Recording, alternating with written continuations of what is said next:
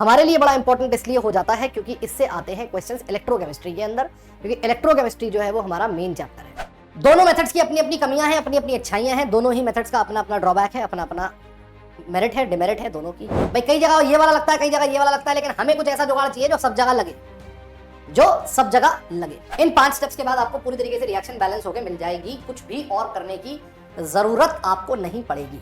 ये 2 इलेक्ट्रॉन छोड़ रहा है तो ये 5 इलेक्ट्रॉन ले रहा है, हो ही नहीं सकता भाई। ये 2 छोड़ रहा तो ये 5 कैसे ले रहा है? इसका मतलब जितने ले रहा उतने दे रहा है।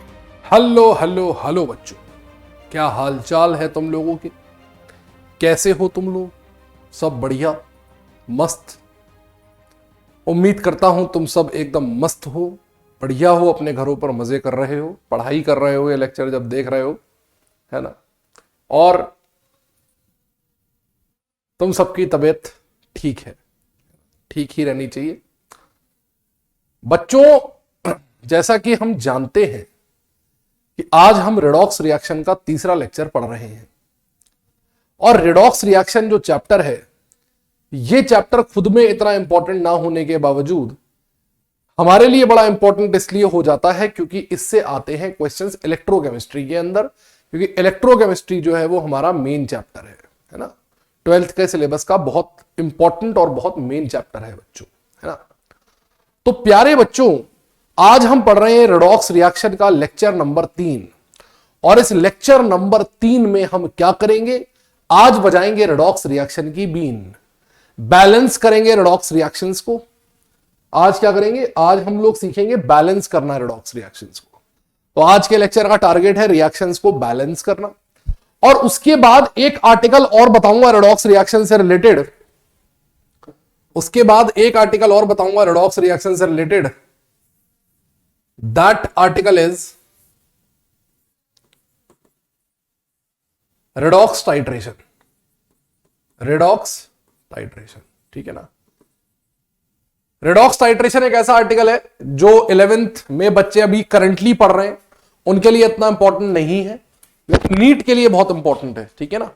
नीट के लिए, उनके लिए आर्टिकल ये बड़ा इंपॉर्टेंट है, तो नीट के लिहाज से आर्टिकल इंपॉर्टेंट है। तो हम लोग डील करेंगे थोड़ा सा रेडॉक्स टाइट्रेशन के साथ भी, हल्का सा बात करेंगे रेडॉक्स टाइट्रेशन की, कि रेडॉक्स टाइट्रेशन क्या होता है, कैसे होता है, क्या कहानी बनती है, ठीक है, क्या कहानी बनती है। तो आइए सबसे पहले बात करते हैं बैलेंसिंग ऑफ रेडॉक्स रिएक्शन की। बैलेंसिंग ऑफ रेडॉक्स रिएक्शंस की, ठीक है ना। देखिए, किसी भी रेडॉक्स रिएक्शन को बैलेंस करना इसलिए बड़ा इंपॉर्टेंट है क्योंकि बैलेंस रेडॉक्स रिएक्शन के अंदर चार्ज कंजर्व होता है। रेडॉक्स रिएक्शन में आप जानते हैं कि इलेक्ट्रॉन्स का ट्रांसफरेंस होता है, और अगर इलेक्ट्रॉन्स का ट्रांसफरेंस हो रहा है तो इलेक्ट्रॉन्स का लेन देन का मतलब हो गया, किसी रिएक्शन में अगर इलेक्ट्रॉन्स के लेन देन का मतलब हो गया कि उसके अंदर चार्ज का ट्रांसफर चल रहा है, और हम ये जानते हैं कि चार्ज जो होता है वो कंजर्व्ड होता है, ठीक है। तो चार्ज कंजर्व होने की वजह से इलेक्ट्रॉन्स का जो ट्रांसफर होता है वो कंजर्वेशन ऑफ चार्ज की रूल को फॉलो करना चाहिए। इसलिए जब हम लोग बैलेंसिंग ऑफ रेडॉक्स रिएक्शंस करते हैं तो हमें एक तो करना होता है एटम बैलेंस, एक तो हमें करना होता है एटम बैलेंस, और दूसरा हमें करना होता है चार्ज बैलेंस, ठीक है ना, ठीक है ना, चार्ज बैलेंस। तो बैलेंस ऑफ एटम्स और बैलेंस ऑफ चार्ज, 2 आइटम इसके अंदर होते हैं। ऐसा करने के लिए 2 मेथड बनाए गए हैं, ऐसा करने के लिए 2 मेथड बनाए गए हैं। फर्स्ट मेथड है oxidation number method, first method है ऑक्सीडेशन नंबर मेथड, और दूसरा मेथड है आयन इलेक्ट्रॉन मेथड। दूसरा मेथड है आयन इलेक्ट्रॉन मेथड। दोनों मेथड्स की अपनी अपनी कमियां हैं, अपनी अपनी अच्छाइयां हैं, दोनों ही मेथड्स का अपना अपना ड्रॉबैक है, अपना अपना मेरिट है, डिमेरिट है दोनों की ही। हालांकि हम यहां पर दोनों को में से कोई भी यूज करने वाले नहीं है, कारण हमें नीट देना है। हमें क्या देना है? नीट देना है। और हमें जब नीट देना है, ये बैच जो है ये नीट के लिए, और हमें देना है नीट, तो नीट के लिए हमें एक ऐसा मेथड चाहिए। भाई कई जगह ये वाला लगता है, कई जगह ये वाला लगता है, लेकिन हमें कुछ ऐसा जुगाड़ चाहिए जो सब जगह लगे, जो सब जगह लगे। तो जो सब जगह लगता है, जो सब जगह लगता है, हम वो पढ़ने जा रहे हैं। वो मेथड इन दोनों को मिलाकर बनाया गया है, वो मेथड इन दोनों को मिलाकर बनाया गया है। इस मेथड को हम लोग कहते हैं मॉडिफाइड ऑक्सीडेशन नंबर मेथड, है ना, और आरएस मेथड। आरएस मेथड मतलब ऋतिक सर मेथड, ठीक है ना, ऋतिक सर मेथड। इस मेथड में आपको दोनों से कम मेहनत करनी है, दिमाग भी दोनों से कम लगाना है, और आपका आंसर फटाफट आ जाना है। Before I start this method, मैं आपको एक बात याद दिला दूं कि जो रिएक्शन हो रही है प्यारे बच्चों, वो एक्वस मीडियम में हो रही है। और जब हम रिएक्शन एक्वस मीडियम में कराते हैं तो एक्वस मीडियम में दो तरह, मतलब पानी के अंदर हो रहा है सब कुछ। Everything is happening in the pani, everything is happening in the pani. और रिएक्शंस को कराने के लिए जो रेडॉक्स रिएक्शंस होती हैं वो तीन तरह की होती है ना। रेडॉक्स रिएक्शंस जो होती हैं वो तीन तरह की होती है, मतलब तीन तरह के मीडियम में होती है। या तो एसिडिक मीडियम में होती है, या फिर वो बेसिक मीडियम में होती है, या फिर वो न्यूट्रल मीडियम में होती है, ठीक है ना। अगर रिएक्शन एसिडिक मीडियम में चल रही है तो रिएक्शन के अंदर H+ मौजूद होगा। अगर बेसिक मीडियम में चल रही है तो पानी का OH- डोमिनेट कर रहा होगा। पानी के अंदर दोनों आयन होते हैं ना, H+ और OH-। तो अगर मीडियम एसिडिक नेचर का होगा तो H+ की मात्रा OH- से ज्यादा होगी, तो ओवरऑल सॉल्यूशन के अंदर H+ डोमिनेट कर रहा होगा, ठीक है। अगर रिएक्शन का मीडियम बेसिक होगा तो OH- डोमिनेट कर रहा होगा। न्यूट्रल मीडियम अगर होगा तो जितना पॉजिटिव चार्ज अंदर होगा उतना ही नेगेटिव चार्ज भी अंदर, जितना पॉजिटिव चार्ज अंदर होगा उतना ही नेगेटिव चार्ज भी अंदर होगा। यह एक इंफॉर्मेशन है जो आपको यूज करनी है, ठीक है। अब स्टेप्स ऑफ आरएस मेथड, क्या स्टेप्स हैं आरएस मेथड के, वो समझ लीजिए, और फिर मैं आपको सिखाता हूं रिएक्शन बैलेंस कैसे करते हैं फटाफट चुटकियों के अंदर। कतई चुटकियों में रिएक्शन बैलेंस करेंगे, ठीक है ना। Steps of RS method. Step 1, first balance all other atoms, या मैं लिखूंगा all atoms other than H and O by observation. सबसे पहले ऑब्जर्वेशन से एटम्स को बैलेंस कर लीजिए। Second, find which species are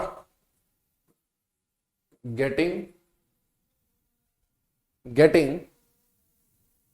oxidized or reduced by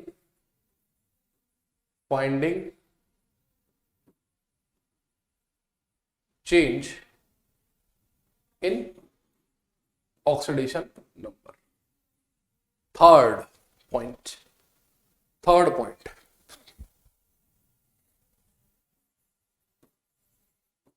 equate the change in oxidation number for oxidation and reduction। ये जो तीसरा वाला पॉइंट लिखा है हमने, this point is the basis for balancing of redox reactions. This point is the basis for balancing of redox reaction. देखिए होगा क्या, रेडॉक्स रिएक्शन में ऑक्सीडेशन होगा और रिडक्शन होगा। रेडॉक्स रिएक्शन में ऑक्सीडेशन होगा, रिडक्शन होगा। जिसका ऑक्सीडेशन होगा उसे मैं रिडक्टेंट बोलूंगा, जिसका रिडक्शन होगा उसे मैं ऑक्सीडेंट बोलूंगा। इसमें किसी को कोई प्रॉब्लम नहीं होनी चाहिए। 2 लेक्चर में हम ये बात स्टैब्लिश कर चुके हैं। अब मैंने आपको अभी शुरू में बताया कि जो बैलेंस रेडॉक्स रिएक्शन होगी, जो बैलेंस रेडॉक्स रिएक्शन होगी, अभी मैंने आपको थोड़ी देर पहले बताया कि जो रिएक्शन बैलेंस होगी, पता नहीं क्यों ये कैमरे से कट रहा है, एक बार दोबारा लिखते हैं, थोड़ा सा दोबारा लिखते हैं। उसके अंदर चार्ज कंजर्व्ड होगा, इसका मतलब जिसका ऑक्सीडेशन होगा यानी कि जो रिडक्टेंट होगा उसके द्वारा लूज किए गए electrons is equal two electron gain by oxidant. जिसका रिडक्शन होगा वो इलेक्ट्रॉन गेन करेगा, सही है। जब इलेक्ट्रॉन लॉस होगा और इलेक्ट्रॉन गेन होगा तो ऑक्सीडेशन नंबर में चेंज होगा, तो change in oxidation number of reductant बराबर change in oxidation number of oxidant. तो अगर रिएक्शन बैलेंस है ना बच्चों, तो बैलेंस रिएक्शन के अंदर ऑक्सीडेशन नंबर का चेंज हमेशा बराबर हो, जितनी एक की बढ़ेगी उतनी दूसरे की घटेगी, तभी तो ओवरऑल चार्ज कंजर्व्ड रहेगा। तो ये जो थर्ड वाला पॉइंट है ना, ये बेसिस है रिएक्शन को सॉल्व करने का। इसके बाद चौथा point, charge balance. Charge balance, charge balance का फंडा क्या है? चार्ज बैलेंस का फंडा क्या है?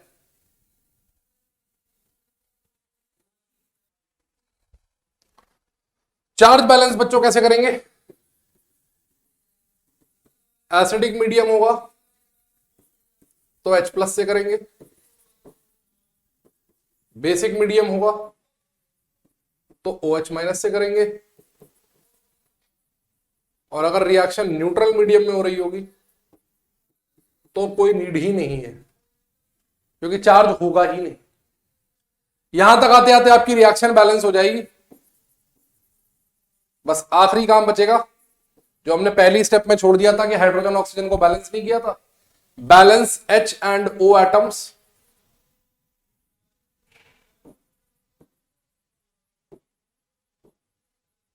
Using water. H और O एटम्स को बैलेंस करना है वाटर का यूज करके। इन 5 स्टेप्स के बाद आपको पूरी तरीके से रिएक्शन बैलेंस होके मिल जाएगी, कुछ भी और करने की जरूरत आपको नहीं पड़ेगी।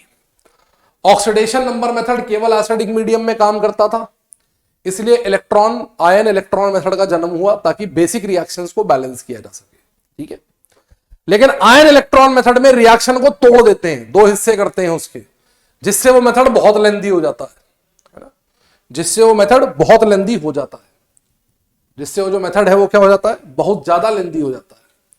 तो बहुत लेंदी से बचने के लिए, क्योंकि क्वेश्चन अगर आ गया, मान लो बैलेंस रिएक्शन अगर उसने पेपर में पूछ ली है ना, पेपर में अगर उसने मान लो बैलेंस रिएक्शन पूछ ली, तो ऐसे केस में आपके पास एक ऐसा मेथड होना चाहिए नीट में, है ना, नीट में होना चाहिए जो आप फटाफट यूज करके आंसर निकाल सके। तो वो मेथड आपके लिए RS मेथड बनेगा, ठीक है। आइए मैं आपको कुछ एग्जांपल्स करके दिखाता हूं, सॉल्व करके दिखाता हूं कुछ क्वेश्चंस जो हम इस मेथड से सॉल्व करेंगे, है ना। इस मेथड से हम लोग क्या करेंगे, सॉल्व करेंगे और देखेंगे कि क्वेश्चंस कितनी इजीली बन जाते हैं। जैसे एक क्वेश्चन हम ले रहे हैं एसिडिक मीडियम के लिए लेते हैं, ठीक है। एक क्वेश्चन हम लोग लेते हैं बच्चों एसिडिक मीडियम के लिए, रंग चेंज करते हैं, काफी सफेदी हो गई है। अब आओ बच्चों एसिडिक मीडियम। एसिडिक मीडियम में तुम्हें एक एग्जाम्पल दे रखा है मैंने। क्या एग्जाम्पल है?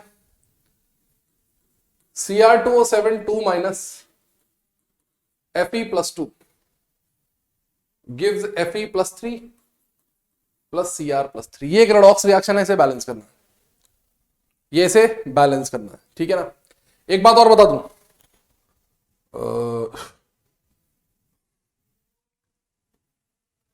Equate the change in oxidation number for oxidation and reduction. कैसे होगा ये फैक्टर का प्रयोग करके, क्योंकि चेंज इन ऑक्सीडेशन नंबर होता है वो फैक्टर ही तो होता है, जो चेंज इन ऑक्सीडेशन नंबर होता है वो फैक्टर ही तो होता है। तो यहां पर भी बाई फैक्ट ये लिखा हुआ है ना, इसकी जगह लिख दो by change in oxidation number, इसका मतलब फैक्टर है ना, फैक्टर। देखो सबसे पहले क्या करना पड़ेगा बेटा, सबसे पहले क्या करना पड़ेगा बेटा, सबसे पहले आपको रिएक्शन में ये चेक करना पड़ेगा इसको थोड़ा नीचे लिखना पड़ेगा सबसे पहले, काफी ऊपर लिखा हुआ है, काफी आसमान में लिखा हुआ है, तो इस तारे को जमीन पर लाना पड़ेगा। तारे जमीन पर, अरे हद हो गई जी, क्या हो गया भाई? आमिर खान की पिक्चर आई तारे जमीन पर, ठीक है, हमने सारा टाइम पिक्चर देखने में लगा दिया, तो हमारे मार्क्स फिर सारे जमीन पर, पढ़ाई लिखाई करी नहीं, पिक्चर देखते रहे, सारे मार्क्स जमीन पर। तो बेटा आओ एसिडिक मीडियम की बात करें मेरे बच्चों, एग्जाम्पल लेके चलना है अपन। Cr2O7 2 minus Fe+2, Cr+3 plus Fe+3। सबसे पहले बेटा स्टेप 1, स्टेप 1 में मैं आपसे कह रही हूं कि हाइड्रोजन और ऑक्सीजन के अलावा जितने भी एटम्स दिख रहे हैं उन्हें देखो, और अगर बैलेंस नहीं तो बैलेंस कर दो। आयरन बैलेंस है, एक है, एक है। क्रोमियम बैलेंस नहीं है, इधर 2 क्रोमियम है, कितने इधर कितने होंगे? इधर भी 2 कर दो भाई, इधर भी 2 कर दो, ठीक है, सही है भाई, बढ़िया। अच्छा अच्छा अच्छा अच्छा, ये कल निकाली थी हमने क्रोमियम की स्टेट +6, बहुत बार निकाल चुके हैं इसका, तो इनफैक्ट मैंने कल फैक्टर भी बताया था, तो मैं लास्ट में जाते जाते, तो Cr2O7 की ऑक्सीडेशन नंबर देखो +6 से +3 जा रही है, +6 से +3 जा रही है, तो Cr2O7 का क्या हो रहा है? रिडक्शन। ये मेरे साथ हमेशा होता है, मैं वहीं लिखता हूं जहां नीचे ऊपर दूसरा आयन होता है। और आयरन की स्टेट जा रही है बेटा +2 से +3, तो आयरन का क्या हो रहा है? आयरन का हो रहा है जी ऑक्सीडेशन, ठीक है, आयरन का क्या हो रहा है? ऑक्सीडेशन। क्लियर है? अब भाई ये बताओ, अब हमें निकालना है change in oxidation number. Change in oxidation number किस किस का? लेफ्ट हैंड साइड से रिएक्टेंट का। तो ये स्टेप 1 और स्टेप 2 हो गई हमारी, स्टेप 1 और स्टेप 2 हमने यहीं पे कर दी। अब हमें निकालना है चेंज इन ऑक्सीडेशन नंबर, और चेंज इन ऑक्सीडेशन नंबर का क्या मतलब होता है? फैक्टर। तो सबसे पहले Cr2O7 2 माइनस का फैक्टर निकालो, ये मैंने तुम्हें कल भी बताया था, कल निकलवाया भी था, लिखवाया भी था, लास्ट में लिखवा के भी गया था लास्ट के लेक्चर में मैं। 2 6 - 3 6, और आयरन +2 का फैक्टर भी कल तुम्हें बताया था मैंने 1 होता है। इसका मतलब यहां रिडक्शन का फैक्टर कितना होगा? 6, इसका फैक्टर होगा 1। क्या मतलब है? इसकी ऑक्सीडेशन नंबर में 6 का चेंज हो रहा है, और इसकी ऑक्सीडेशन नंबर में 1 का चेंज हो रहा है। 1 का चेंज हो रहा है का मतलब ये 1 इलेक्ट्रॉन दे रहा है, और ये 6 इलेक्ट्रॉन ले रहा है। ये 1 इलेक्ट्रॉन दे रहा है, ये 6 इलेक्ट्रॉन ले रहा है, ठीक है ना। मेरे को एक बात बताओ, रिडक्शन वाला 6 इलेक्ट्रॉन कैसे ले रहा है? जब ऑक्सीडेशन वाला केवल 1 ही इलेक्ट्रॉन दे रहा है, तो रिडक्शन वाला 6 कैसे ले रहा है? इसका मतलब ये भी 6 दे रहा है, हाँ यार। तो ऑक्सीडेशन वाली रिएक्शन में 6 का मल्टीप्लाई कर दो, 6 का मल्टीप्लाई कर दो, समझ रहे हो? ऑक्सीडेशन वाली रिएक्शन में क्या कर दो? मल्टीप्लाई कर दो, किसका? 6 का। तो ये भी बन गया छक्का। तो देखो तुम्हारे पास क्या आया निकल के, तुम्हारे पास फाइनल एक स्केलेटन निकल के आया Cr2O7 माइनस प्लस ऑक्सीडेशन वाली रिएक्शन में 6 का मल्टीप्लाई किया 6 Fe+2, रिडक्शन वाली को टच नहीं करना, 6 Fe+3, ठीक है जी। ये हो गई हमारी step 3 sorry step 4, charge balance. Charge balance के लिए अपने को मीडियम पता होना चाहिए। अपने को मीडियम पता है भाई, एसिडिक है। नहीं भी पता होता तो भी पता है। कैसे पता है? कल मैंने बताया था कि Cr2O7 2 माइनस केवल एसिडिक मीडियम में रिएक्शन करता है। Cr2O7 2 माइनस केवल एसिडिक मीडियम में रिएक्शन करता है, याद है? बताया था ना। तो केवल एसिडिक मीडियम में रिएक्शन करता है, तो इसका मतलब चार्ज किससे बैलेंस करेंगे हम लोग? What we will use to balance the charge? We will use to balance the charge with H+, ठीक है ना। What we will use to balance the charge? We will do it with H+. तो of करें, यहां पर देखो negative 2 unit का charge है, यहां पर +12 का चार्ज है, 6 × +2, टोटल चार्ज हुआ 10 पॉजिटिव, 10 पॉजिटिव, ठीक है। यहां कितना चार्ज है? +6, और यहां कितना चार्ज है? +18, 6 × 3 18। यहां कितना है? +24।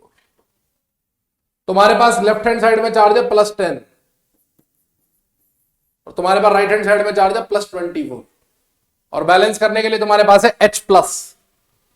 तो पॉजिटिव चार्ज है तुम्हारे पास, इधर 10 है, इधर 24 है। क्या करोगे? पॉजिटिव बढ़ाओगे। 10 से 24 जाना है, क्या करोगे भैया? तो क्या करें भैया? हमें 10 से 24 जाना है, तो क्या करें भैया? इसमें फटाफट से 14H+ तू जोड़, इसमें फटाफट से 14H+ तू जोड़, और देख तमाशा, चार्ज बैलेंस है। 10 यहां तक था, 14 और जोड़ दिया, टोटल 24, बैलेंस हो चुका है आपका चार्ज। यहां तक आते आते आपको जो रिएक्शन है ना, यहां तक आते आते आपकी जो रिएक्शन है ना, वो ऑलमोस्ट बैलेंस ही आ गई है। यहां तक आते आते आपकी जो रिएक्शन है वो ऑलमोस्ट क्या हो गई है? बैलेंस ही आ चुकी है। इधर आएगा 2Cr+3 भाई, और इधर आएगा 6Fe+3। लास्ट स्टेप बची है H&O बैलेंस। लास्ट स्टेप बची है स्टेप 5, H&O बैलेंस। ये लास्ट वाली जो स्टेप है ना, ये आपको मदद करेगी टू चेक द मेथड कि आपने सही से मेथड लगाया है कि नहीं। क्या जितना H+ आपने जोड़ा है और जिस तरफ जोड़ा है, जितना H+ आपने जोड़ा है और जिस तरफ जोड़ा है, उसका आधा पानी, उसका आधा पानी अपोजिट साइड में जोड़ दीजिए, और देखिए रिएक्शन बैलेंस हुई कि नहीं हुई। चेक कीजिए। Cr2 2, iron 6, oxygen 7, hydrogen 14, atom सारे बैलेंस, चार्ज पूरा का पूरा balance, reaction balanced. So this is the balanced reaction, this is the balanced reaction. इस तरिया जो क्वेश्चन है वो सॉल्व हो गया है। इस तरह से जो क्वेश्चन है वो क्या हो गया? सॉल्व हो गया। ठीक है, जो रिएक्शन आपको केवल इतनी सी दिख रही थी, उसमें देख लीजिए हर जगह तो कोफिशिएंट आ गए। क्लियर है? और ले एक एसिडिक मीडियम की, चलिए एक और लेते हैं, और फिनिश लाते हैं अपने तरीके में। इस बार थोड़ा तेजी से करेंगे, इस बार थोड़ी सी स्पीड बढ़ाऊंगा मैं, ताकि तुम्हें समझ में आए। इतने देर थोड़ा लगाते हैं। ये H+ यहां मौजूद है, एसिडिक मीडियम की अंदर H+ लिखा हुआ है, मतलब मीडियम एसिडिक। आओ स्टार्ट करें। MnO4- या KMnO4 में तुम Mn की स्टेट निकाल चुके हो, +7 होती है। अब सॉरी, सबसे पहला काम तो मैं भूल ही गया। सबसे पहला काम है एटम बैलेंस करना। तो अब लगाएं स्टेप 1 और 2।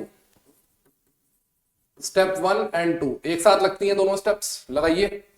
मैंगनीज लेफ्ट हैंड साइड में एक है, राइट हैंड साइड में भी एक है, उसको टच नहीं करना। कार्बन यहां एक था, 2 कर दिए। कार्बन एक था, 2 कर दिए। ठीक है, कार्बन एक था, 2 कर दिए। ओके, अरे ठीक है ना, ठीक है, ठीक है सर, ठीक है, कोई बात नहीं, ठीक है, ठीक है, ओके।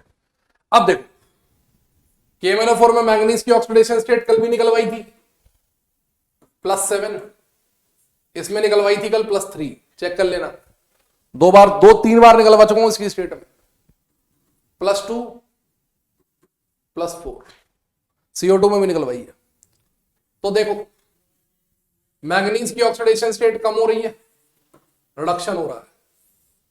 कार्बन की ऑक्सीडेशन स्टेट बढ़ रही है, ऑक्सीडेशन हो रहा है। मैंगनीज का क्या हो रहा है? रिडक्शन। कार्बन का क्या हो रहा है? ऑक्सीडेशन। रिडक्शन और ऑक्सीडेशन। ठीक है, मैंगनीज का फैक्टर निकालेंगे स्टेप 3। मैंगनीज का फैक्टर निकालेंगे,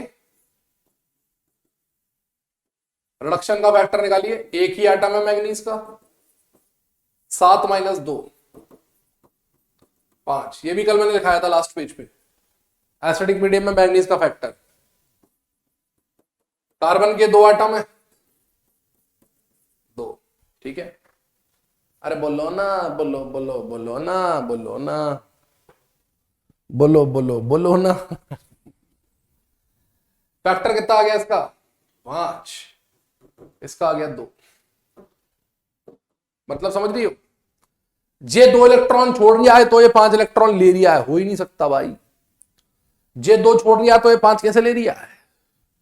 इसका मतलब जितने ले रहा उतने दे रहा है, और जे करने के लिए जितने ये देवे उतने ले। क्या करना पड़ेगा भाई? दोनों को करना पड़ेगा बराबर। कैसे होंगे बराबर? इसे कर दो इंटू 2, इसे कर दो इंटू 5। ध्यान देना, रिडक्शन को इंटू 2 किया ला भाई, और ऑक्सीडेशन को इंटू 5 किया ला मेरे भाई। तो ध्यान दो, स्टेप 3 के बाद रिएक्शन क्या बन गई? 2MnO4 minus 5C2O4 2 minus Gibbs 2Mn plus 2 plus 10 छोटू, ठीक है ना, 10 छोटू। ओके ओके ओके ओके, ठीक है ना मेरे भाई? बिल्कुल ठीक है ना सर, कोई प्रॉब्लम नहीं है ना। अब लगाएंगे बेटा स्टेप 4, चार्ज का बैलेंस। चार्ज बैलेंस कौन करेगा? चार्ज बैलेंस सर मीडियम कौन सा? H+ है, कराओ सर बैलेंस, कोनो टेंशन ही नहीं, आओ करा जाए। कितना चार्ज है? -2, -10, माइनस का 12, इतना इधर कितना है? प्लस का 4। माइनस के 12 को प्लस का 4 बनाना है। कैसे बनेगा? माइनस के 12 को प्लस के 4 को लेगा, पहले इसे 0 करो। ध्यान देना, 8 इलेक्ट्रॉन मत जोड़ देना, गलत हो जाएगा। पहले 0 करो, 12H+ तो यहां जोड़ेंगे, और फिर 0 से 4 जाने के लिए +4 और जोड़ेंगे। टोटल कितने जोड़ेंगे? 16। टोटल कितने इलेक्ट्रॉन जोड़ेंगे? 16। हाँ, -12 से +4 जाना, 0 क्रॉस करना पड़ेगा। तो पहले 0 पहुंचना होगा, फिर 0 क्रॉस होगा, और किधर जुड़ेंगे? लेफ्ट हैंड साइड में जुड़ेंगे, 16H+, ठीक है भाई। 2Mn + 2 प्लस 10 छोटू। लास्ट स्टेप बचा step 5, H&O balance. 2MnO4 minus 5C2O4 minus 16H+। यहां तक सब कुछ सेट है। 2Mn + 2 10 छोटू, 8 पानी जोड़ दो। देखो तुमने अगर अब तक सब कुछ सही किया होगा तो पानी से ऑटोमेटिकली सब कुछ बैलेंस होगा। हाइड्रोजन 16, ऑक्सीजन 8, 20, 28, टोटल 28, 20 और 8 28, 28, बैलेंस हो गई, बैलेंस हो गई।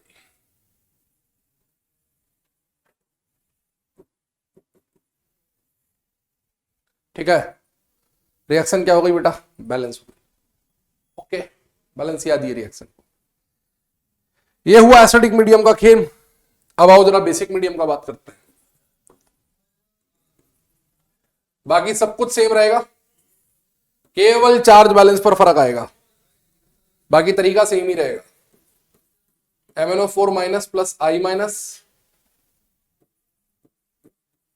MnO2 plus IO3 minus. Basic medium में बैलेंस करनी है, चार्ज को बैलेंस करना है, बेसिक मीडियम में बैलेंस करनी है रिएक्शन। आइए बैलेंस करें, आइए क्या करें? बैलेंस करें। चलिए बैलेंस किया जाएगा, चलिए करें बैलेंस। सबसे पहले इस पर लगाते हैं स्टेप 1 और 2। रिएक्शन पर दौड़ाई नजर। मैंगनीज बैलेंस है, आयोडीन बैलेंस है, ऑक्सीजन नहीं बैलेंस है, हमें करनी भी नहीं, बाद में करेंगे, लास्ट स्टेप में देखेंगे। अब स्टेप 2, अभी थोड़ी देर पहले यहां निकाली थी, +7 -1। MnO2 में मैंगनीज की निकाल के देखेंगे +4 आएगी, ऑक्सीजन की -2 रख दीजिएगा, +4 आ जाएगी। IO3 माइनस ऑक्सीजन की -2 is equal to -1, x is equal to आ गई +5। तो इसमें आयोडीन की स्टेट कितनी निकल आएगी? प्लस कितनी निकल आएगी? +5। ठीक है। मैंगनीज का क्या हो रहा है? रिडक्शन। और आयोडाइड का क्या हो रहा है? ऑक्सीडेशन। स्टेप 3, मैंगनीज का फैक्टर 3, आयोडाइड का फैक्टर -1 से 5 जा रहे हैं 6। तो इधर फैक्टर कितना है? 3, 6। ये 6 ले लिया है, 3 ले लिया है, हो ही नहीं सकता। इनटू क्या करना पड़ेगा? 2, तभी दोनों का बराबर होगा। हिसाब किताब कर दो। तो रिडक्शन में मैंने 2 का मल्टीप्लाई कर दिया, तो रिएक्शन आ गई मेरे पास 2MnO4 माइनस, ऑक्सीडेशन में कोई मल्टीप्लाई नहीं किया है, 2MnO2 प्लस IO3 माइनस। ध्यान देना, जिस हाफ में मल्टीप्लाई किया केवल उसी हाफ के स्टोइचियोमेट्रिक कोफिशिएंट चेंज होंगे। सबकी मत बदल देना, तुम्हारा भरोसा नहीं है। ठीक है ना, सबकी मत बदल देना, तुम्हारा भरोसा नहीं है। ये हो गया। अब last, second last step I जो इंपॉर्टेंट है, चार्ज बैलेंस।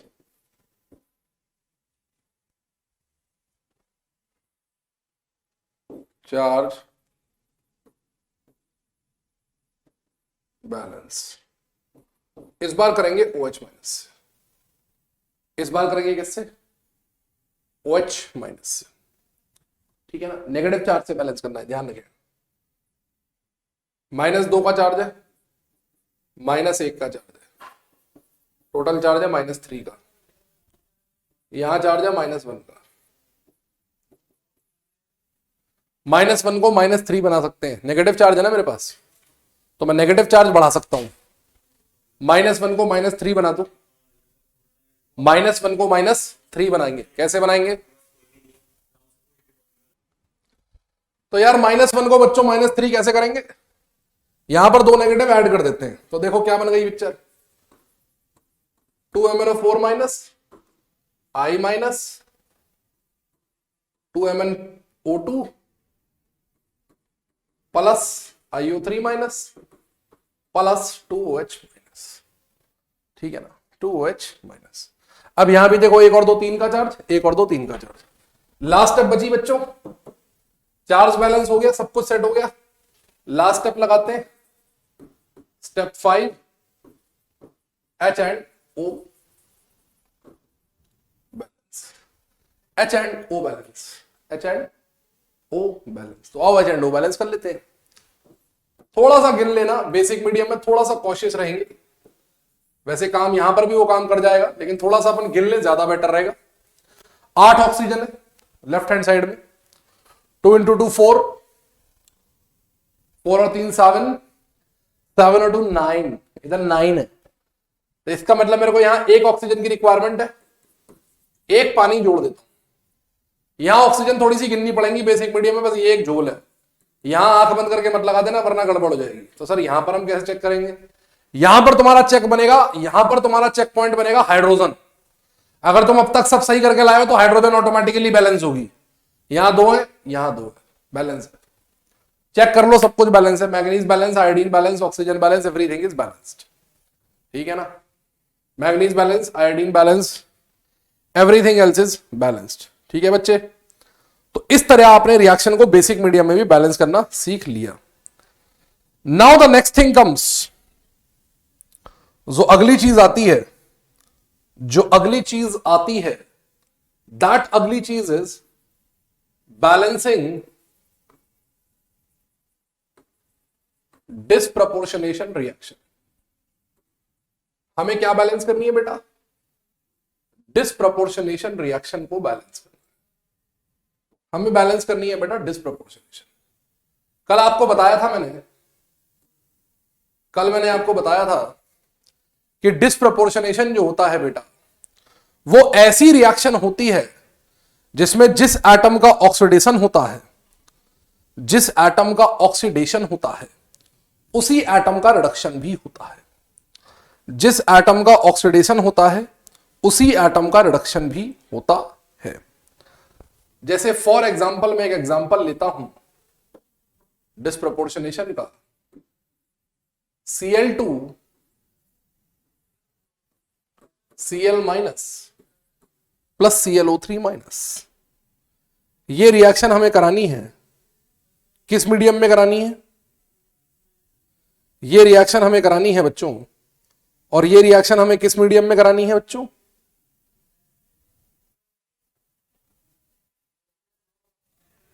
ये हमें बैलेंस करनी है एसिडिक मीडियम। अभी तक मैंने तुम्हें 2 रिएक्शन या 3 रिएक्शन है जो भी बैलेंस करवाई, उन रिएक्शंस में तुमने देखा कि ऑक्सीडेशन किसी और का हो रहा था, रिडक्शन किसी और का हो रहा। यहां पर भी तुमने देखा ऑक्सीडेशन किसी और का था, रिडक्शन किसी और का था। यहां पर भी तुमने देखा ऑक्सीडेशन किसी और का है, रिडक्शन किसी और का है। तो हमें कोई चिंता थी नहीं। प्रॉब्लम अब यहां फंस गई कि यहां पर एक ही एलिमेंट्स, एक ही स्पीसीज है, इसी का ऑक्सीडेशन है, इसी का रिडक्शन है। तो हमें क्या पता चलेगा यार, कैसे लगाएंगे? इसे ऑक्सीडेशन होता हुआ माने या रिडक्शन होता हुआ माने? फंस गए ना। इसका ऑक्सीडेशन होता हुआ माने या इसका रिडक्शन होता हुआ माने, है ना?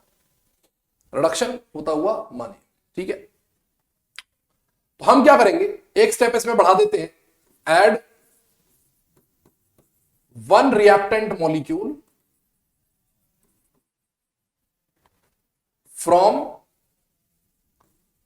Our side.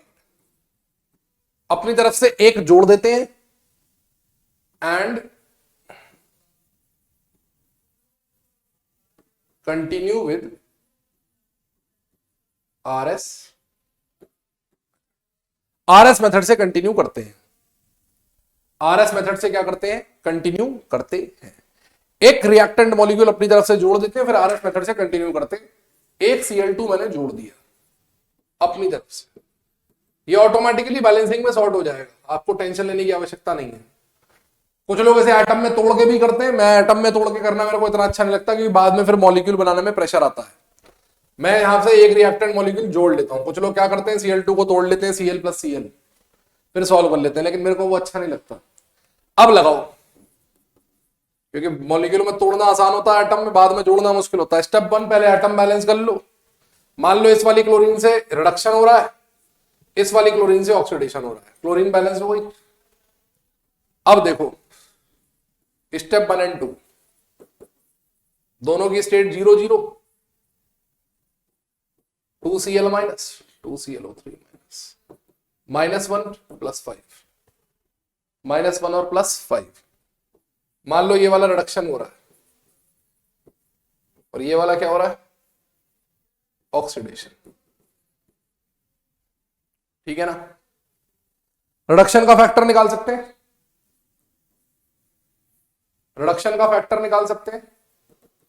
क्लोरीन के एटम्स है 2, इनिशियल ऑक्सीडेशन स्टेट है 0, फाइनल स्टेट है -1, माइनस माइनस प्लस 1 हो गया 2। क्लोरीन का फैक्टर निकाल रहे हैं, ध्यान दीजिएगा, क्लोरीन का फैक्टर निकाल रहे हैं, ठीक है ना।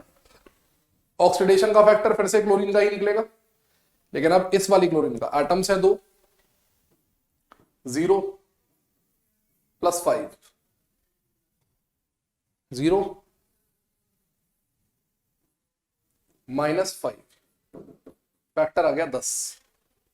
तो यहीं पर मैं स्टेप 3 भी लिख देता हूं, फैक्टर आ गया 2, फैक्टर आ गया 10। इसने 10 इलेक्ट्रॉन छोड़े, इसने 2 इलेक्ट्रॉन लिए, हो नहीं सकता।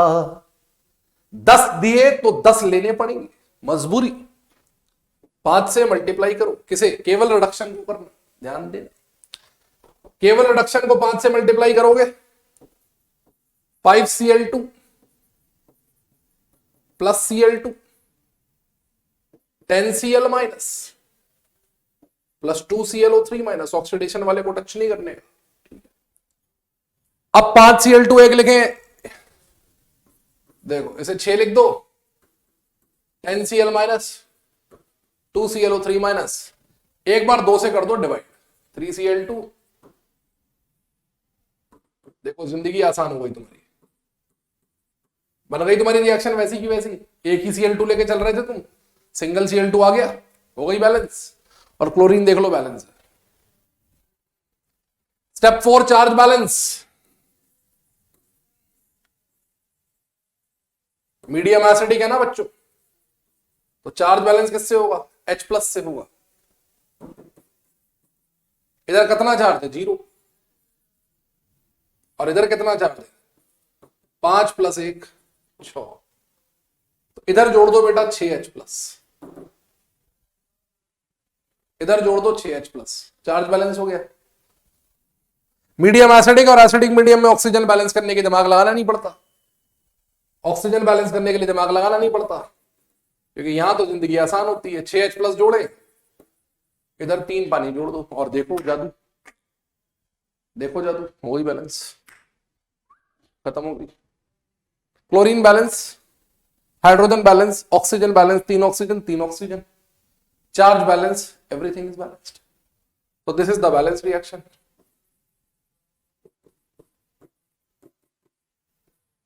है ना, this is the balance reaction. और करेंगे क्वेश्चन हम लोग, चलिए एक और करते हैं छोटा सा, बेसिक मीडियम में लेते हैं question. P4 gives PH3 plus H3PO3, इसे बैलेंस करना है। ये मीडियम सॉरी बेसिक नहीं है, न्यूट्रल मीडियम है, चार्ज नहीं है ना इसमें कहीं भी, तो ये न्यूट्रल मीडियम, ठीक है ना। अगर रेडिकल्स होंगे तो अंदर चार्ज दिखेगा, यहां पूरे में कोई चार्ज नहीं, इधर भी 0 इधर भी 0, तो ये न्यूट्रल मीडियम है। इधर भी 0 चार्ज है बेटा, इधर भी 0 चार्ज है बेटा, तो ये मीडियम न्यूट्रल है, ठीक है ना। हाँ जी सर, क्या करें बेटा? डिस्प्रोपोर्शनेशन है ना,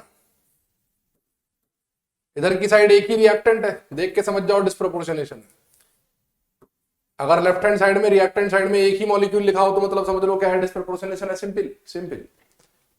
पहले फास्फोरस को बैलेंस करो, इसको इससे लिंक कर दो, इसको इससे लिंक कर दो, ठीक है। इधर 0 0, 4 फास्फोरस 4 फास्फोरस,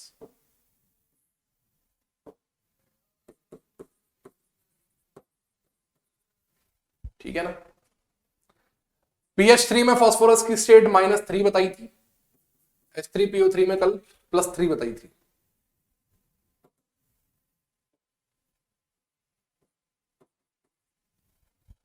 ओके ठीक है, चलो इस वाले का हो रहा है रिडक्शन, इस वाले का हो रहा है ऑक्सीडेशन। ये पहली स्टेप और दूसरी स्टेप हो गई है, मैं बार बार लिख नहीं रहा, पहली और दूसरी लग गई। अब आओ तीसरी पे, रिडक्शन का फैक्टर निकालो। एटम है फास्फोरस के 4, 0 से जा रहे हो -3 में, माइनस माइनस प्लस हो गया 12। ऑक्सीडेशन का फैक्टर निकालो, 0 से जा रहे हो +3 में 12। कुछ करने की जरूरत ही नहीं, दोनों के फैक्टर आ रहे हैं बराबर बराबर, कुछ करने की जरूरत नहीं, सब कुछ सेट है। अल्टीमेटली तुम्हारे पास क्या रिएक्शन बन गई? 2P4 gives 4PH3 4H3PO3, सही है। चार्ज को बैलेंस करना है नहीं, सीधे 5वीं स्टेप पर आ जाओ, बैलेंस H&O, बैलेंस H&O, तो बैलेंस H&O कर लेते हैं भैया, ठीक है। इधर H और कुछ नहीं है, इधर देखो 12 12 12 24 24 तो H है, 12H 12H + 12O 24H 12O। 24H 12O कैसे आएंगे? 24H 12O कैसे आएंगे? 24H और 12O आएंगे ऐसे, 12 पानी जोड़ दो, 4 फॉस्फीन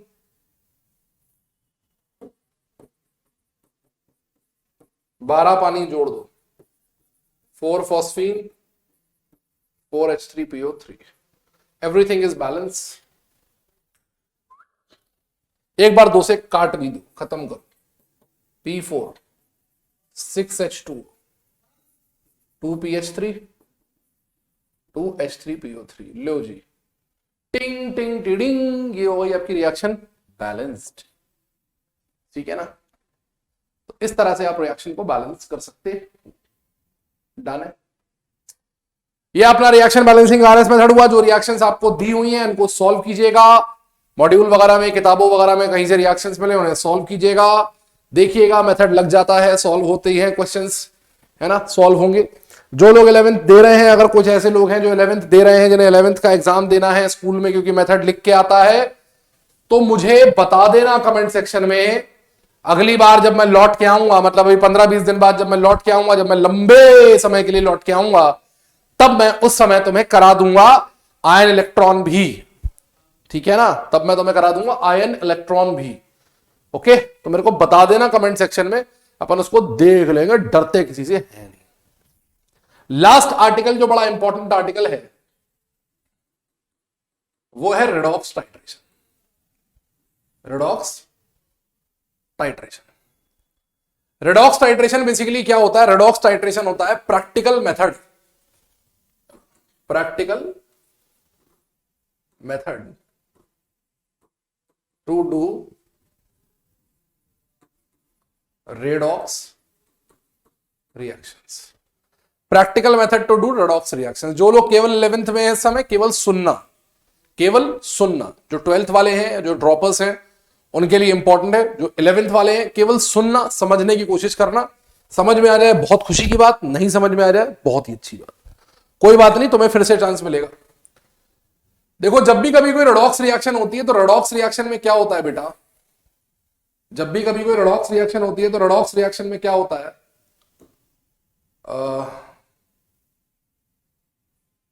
रेडॉक्स रिएक्शन में क्या होता है?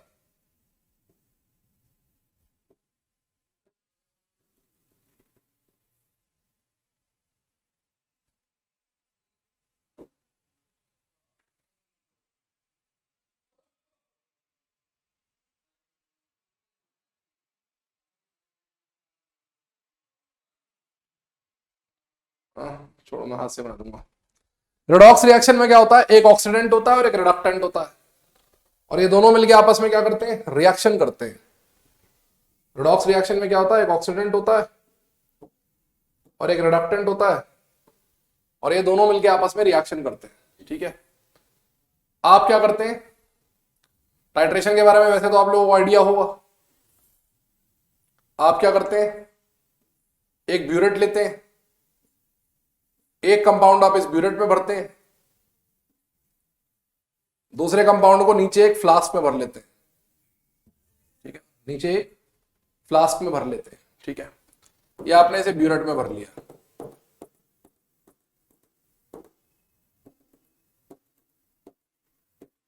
लेटस से आपने रिडक्टेंट को ब्यूरेट में भरा है।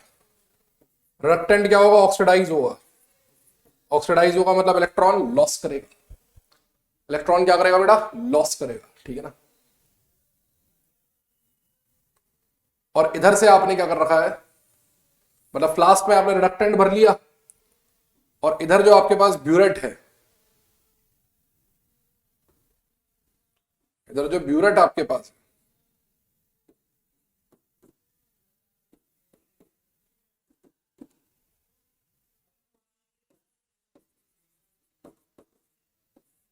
इसमें आपने भर लिया ऑक्सीडेंट।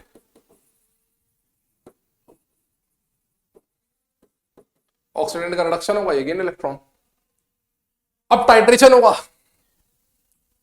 टाइट्रेशन जब होता है तो आप जानते हैं कि टाइट्रेशन का एंड पॉइंट आता है, और एंड पॉइंट को देखने के लिए हमें इंडिकेटर लगते हैं। एसिड बेस टाइट्रेशन में आप लोगों ने पढ़ा होगा, जिन लोगों ने नहीं पढ़ा है उन्हें मैं आगे पढ़ाऊंगा। तो जिन लोगों ने पढ़ा है उन्हें पता है कि टाइट्रेशन होगा, टाइट्रेशन का एंड पॉइंट आएगा, एंड पॉइंट को देखने के लिए इंडिकेटर लगते हैं। रेडॉक्स टाइट्रेशन में इंडिकेटर नहीं यूज होते हैं। रेडॉक्स टाइट्रेशन में इंडिकेटर, जो रिडक्टेंट्स होते हैं, जनरली वही इंडिकेटर की तरह काम करते हैं, क्योंकि वो रंग बदल लेते हैं ऑन गेटिंग ऑक्सीडाइज्ड और रिड्यूस्ड। ऑन गेटिंग ऑक्सीडाइज्ड और रिड्यूस्ड वो रंग बदल लेते हैं। जैसे KMnO4 है, ये होता है डार्क पर्पल कलर का। जैसे ही ये Mn+2 बनाता है या MnO2 बनाता है, ये कलरलेस हो जाता है। K2Cr2O7 है, ये होता है ऑरेंज कलर का। जैसे ही ये Cr+3 बनाता है ये ग्रीन हो जाता है, तो ये रंग बदल लेते हैं। रेडॉक्स रिएक्शन के खत्म होते होते इनका रंग बदल जाता है। तो आपको इंडिकेटर की जरूरत नहीं पड़ती, इसको ध्यान से तुम्हें ना 12th में करना है तुम्हें KMnO4 और मोहर सॉल्ट का, KMnO4 और ऑक्सैलिक एसिड का, है ना, KMnO4 और ऑक्सैलिक एसिड का ये टाइट्रेशन तुम्हें करने हैं, ठीक है ना, ये टाइट्रेशन तुम्हें करनी है 12th क्लास में, इसलिए इसको ध्यान से सुनना। तो जो ऑक्सीडेंट होता है इसमें इंडिकेटर नहीं लगता, पहली बात तो ये समझ में आ गई। अब एंड पॉइंट जब आएगा तो एंड पॉइंट कब होगा टाइट्रेशन का? At equivalence point. Equivalence point बोलते हैं उसे, एंड पॉइंट को एट, कि हमें कब पता लगेगा टाइट्रेशन खत्म हो गया? हमें कब पता लगेगा कि टाइट्रेशन खत्म हो गया? एंड पॉइंट आ गया, इक्वलेंस पॉइंट आ गया। एंड पॉइंट तब आएगा जब इलेक्ट्रॉन गेन्ड बाय ऑक्सीडेंट बराबर हो जाएगा electron lost by reductant. Basically क्या होगा, जैसे ही तुम ये टोटी खोलोगे इसमें ड्रॉप बाय ड्रॉप ऑक्सीडेंट गिरना शुरू होगा, और जब ड्रॉप बाय ड्रॉप ऑक्सीडेंट गिरना शुरू होगा तो रेडॉक्स रिएक्शन चालू हो जाएगी। ये इलेक्ट्रॉन लूज करता रहेगा, ये इलेक्ट्रॉन लेता जाएगा, तुम धीरे धीरे इसके अंदर ऑक्सीडेंट डालते जाओगे, तो जितना ऑक्सीडेंट के मॉलिक्यूल्स अंदर आएंगे वो इलेक्ट्रॉन खींचते जाएंगे, ये इलेक्ट्रॉन देता जाएगा। एक समय ऐसा आएगा जब इसके सारे इलेक्ट्रॉन ये ले लेगा, तो इसके बाद ना इसके पास देने के लिए कुछ, ना इसके पास लेने के लिए कुछ। इसका मतलब अंदर का सॉल्यूशन पूरी तरह से न्यूट्रल हो गया, चार्ज जीरो हो गया। तो इलेक्ट्रॉन गेन्ड बाय ऑक्सीडेंट बराबर इलेक्ट्रॉन लॉस्ट बाय रिडक्टेंट, ठीक है। या फिर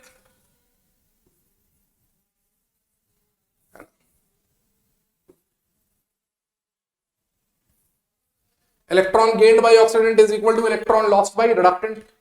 जब भी कभी कोई टाइट्रेशन हम करते हैं, चाहे हम कोई सा भी टाइट्रेशन करें बच्चों, जब भी कभी हम कोई सा भी टाइट्रेशन करते हैं तो एंड पॉइंट पर हमेशा यही होता है कि इलेक्ट्रॉन्स या चार्ज की वैल्यू बराबर होती है।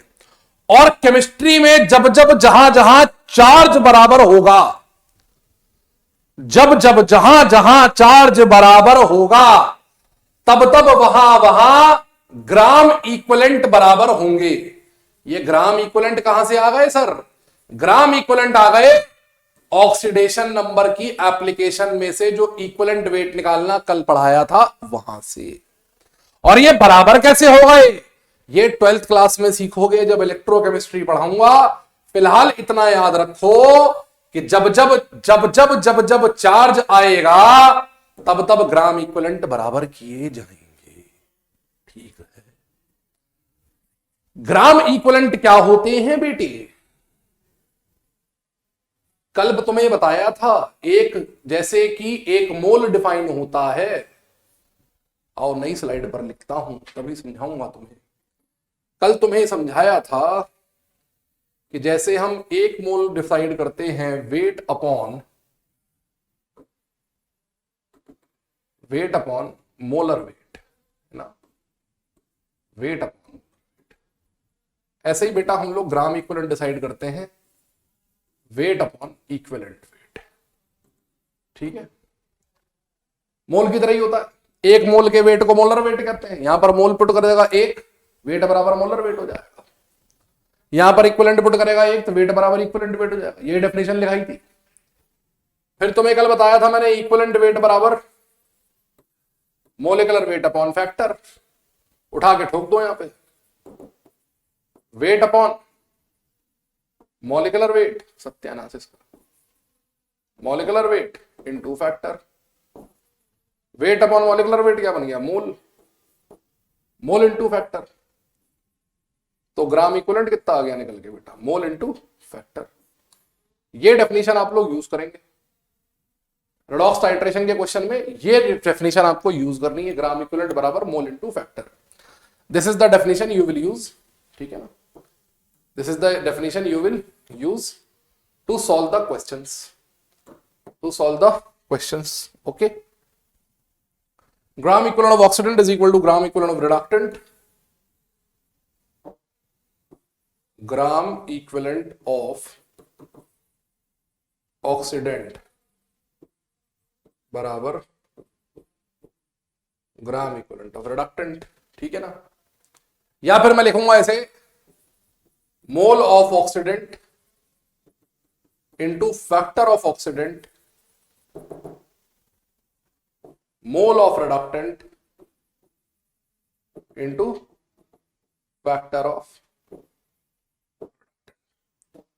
अब बेटा बस यहां पर समस्या वाली बात यह है बच्चों, हल्की सी जो समस्या है वो ये है कि फैक्टर निकालना तुम्हें आता है, फैक्टर निकालना तुम्हें आता है, ढंग से लिख दूं, गड़बड़ तो नहीं लग रहा, ऊपर नीचे, चलो सही है लिखे रहने दो। लेकिन फैक्टर निकालना तुम्हें तब आता है जब तुम्हें यह पता होता है कि रिएक्टेंट और प्रोडक्ट क्या क्या है, तभी तो निकाल लेते हो फैक्टर। भले ही तुम्हें बैलेंस रिएक्शन पता हो या नहीं पता हो, लेकिन अगर तुम्हें यह पता होता है कि प्रोडक्ट और रिएक्टेंट क्या क्या है, तभी तो फैक्टर निकाल पाते हो। प्रॉब्लम यहां पर बस इतनी सी है कि इस सेक्शन में तुम्हें रिएक्शन में लिख के नहीं देगा, रिएक्शन में लिख के नहीं देगा कि फैक्टर क्या है, मतलब रिएक्शन नहीं देगा। तो इसके लिए ही मैंने कल तुम्हें लास्ट में लिखाए थे ना सम इंपॉर्टेंट फैक्टर्स, वो याद रखने पड़ेंगे, वो याद रखने पड़ेंगे जो मैंने कल लिखाए थे ना सम इंपॉर्टेंट फैक्टर्स। ये मुझे लग रहा है काफी हौच पौच हो गया भाई, है ना। तो एक बार इसे मिटा देता हूं मैं, n oxidant into f oxidant बराबर mole of reductant into factor of reductant.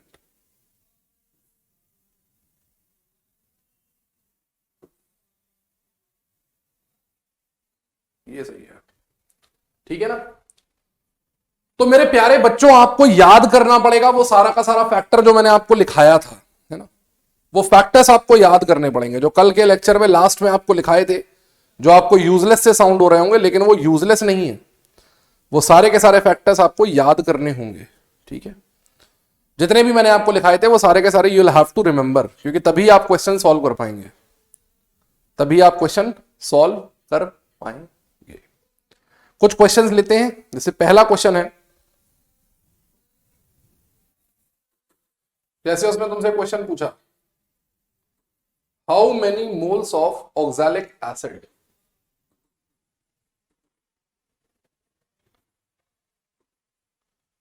Can be oxidised by 1 mole KMnO4, है ना, KMnO4। ये क्वेश्चन पूछा, रेडॉक्स रिएक्शन है, और रेडॉक्स रिएक्शन को लैब में करने के तरीके को टाइट्रेशन कहते हैं। और आपने देख लिया कि टाइट्रेशन जब होता है तो टाइट्रेशन में ग्राम इक्विवेलेंट बराबर होते हैं, तो अल्टीमेटली तुम्हें ग्राम इक्विवेलेंट बराबर करने हैं, अल्टीमेटली तुम्हें क्या बराबर करने हैं, ग्राम इक्विवेलेंट बराबर करने हैं। तो ग्राम इक्विवेलेंट ऑफ KMnO4 बराबर gram equivalent of oxalic acid. अब अगर रिएक्शन में ऑक्सैलिक एसिड है तो मीडियम एसिडिक है, रिएक्शन में अगर ऑक्सैलिक एसिड पड़ा है तो मीडियम एसिडिक है, और एसिडिक मीडियम में तुम्हें मैंने बताया था कि KMnO4 का फैक्टर कितना होता है, mole into factor of oxalic acid.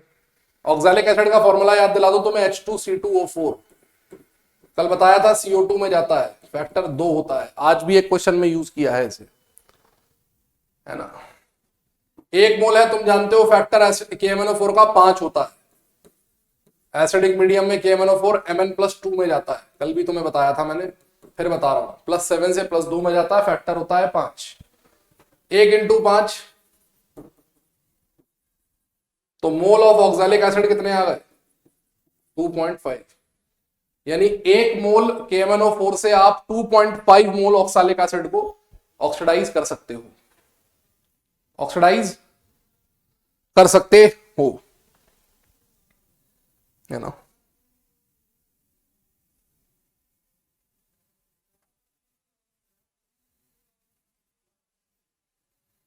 कर सकते, ठीक है भाई।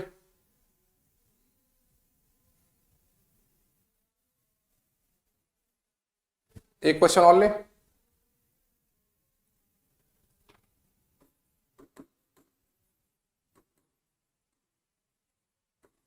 Find the mole of I minus which can be oxidized by BaMnO4 whole twice in alkaline medium.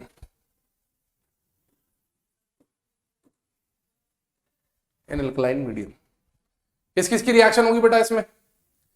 BaMnO4 whole twice की रिएक्शन होगी किससे? I माइनस से।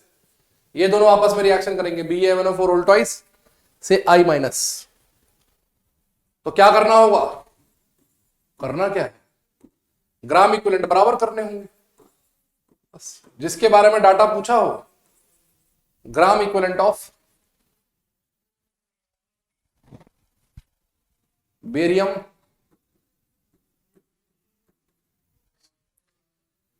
अब कल तुम्हें बताया था एक्वस एल्कलाइन मीडिया में I माइनस जो होता है IO3 माइनस में जाता है। I जो होता है IO3 माइनस में जाता है। आज क्वेश्चन भी कराया है इसके ऊपर, एल्कलाइन वाली बैलेंसिंग किसी के ऊपर कराई है। फैक्टर होता है इसका 6 और BaMnO4 2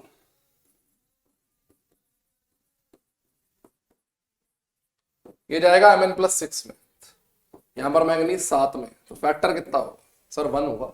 यहीं पर बच्चे गड़बड़ करते हैं, फैक्टर 1 होगा सर। नहीं 1 नहीं होगा। एटम कितने हैं मैंगनीज के? 2। एटम कितने हैं मैंगनीज के? 2। 7 - 6 ठीक है, फैक्टर होगा 2। Mole of I minus into 6 बराबर mole into 2 which can be oxidized by if 2 mole of BaMnO4 whole twice are used in reaction। अगर आप 2 मोल यूज करें तो क्या होगा? रख दीजिए उठा के।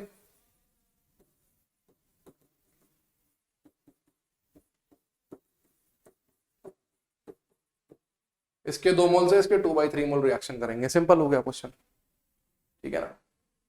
इसके 2 मोल से इसके 2/3 मोल रिएक्शन करेंगे, सिंपल हो गया क्वेश्चन। ठीक है ना बेटा? अरे अभी थैंक यू फिर से आ गया यार। एक तो थैंक यू बड़ा बेटाइम पर आ जाता है नहीं,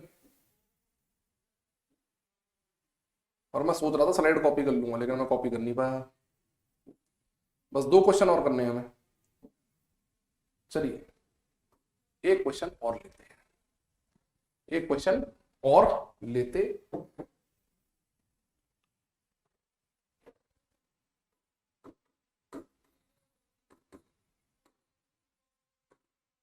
find the mole of KMnO4। Find the mole of KMnO4। ध्यान से देखना है इस क्वेश्चन को, अच्छा क्वेश्चन है ये। Find the mole of KMnO4 which is required for complete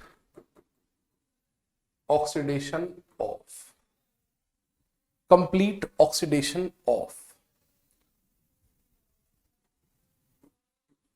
3 mole FeC2O4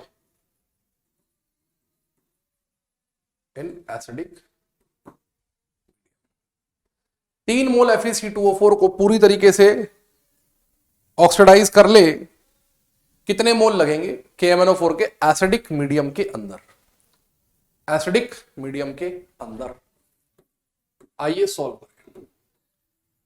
किस किस की रिएक्शन हो रही है? KMnO4 की और FeC2O4 की। फेरस ऑक्सलेट, फेरस ऑक्सलेट 2 आयनों से मिलकर बना है। फेरस और ऑक्सलेट, ये केस मैंने कल भी करवाया था, दोबारा करवा रहा हूं। Fe+3 में जाता है, फैक्टर 1 होता है। CO2 में जाता है, कल भी निकाला था, फैक्टर 2 होता है। दोनों ऑक्सीडाइज हो रहे हैं, टोटल फैक्टर होगा 3। मोल इंटू एसिडिक मीडियम है, KMnO4 का factor 5, 3 into factor 3, mole of KMnO4 कितना आ गया भाई? कंप्लीट रिएक्शन है, इसका मतलब 9/5 मोल आंसर, 9/5 मोल आंसर आ गया, है ना? आंसर आ गया, क्लियर? अब एक क्वेश्चन लेते हैं,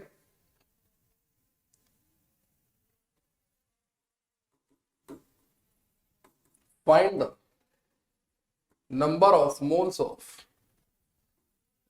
K2Cr2O7 in acidic medium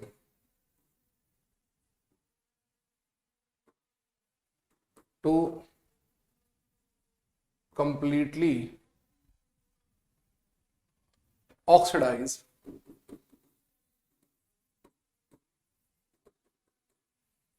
a mixture of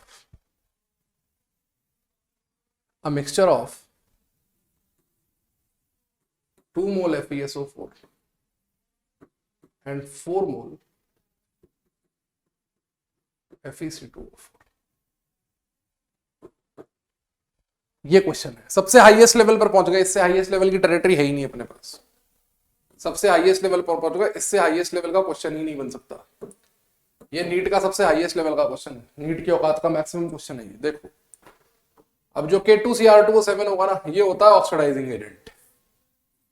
ये क्या होता है? ऑक्सीडाइजिंग एजेंट होता है, और ऑक्सीडाइजिंग एजेंट इलेक्ट्रॉन लेता है। FeSO4 प्लस FeC2O4 दोनों रिएक्शन करेंगे इसके साथ, ये दोनों से रिएक्शन करेगा, इससे भी रिएक्शन करेगा क्योंकि ये भी रेडॉक्स में पार्टिसिपेट करेगा।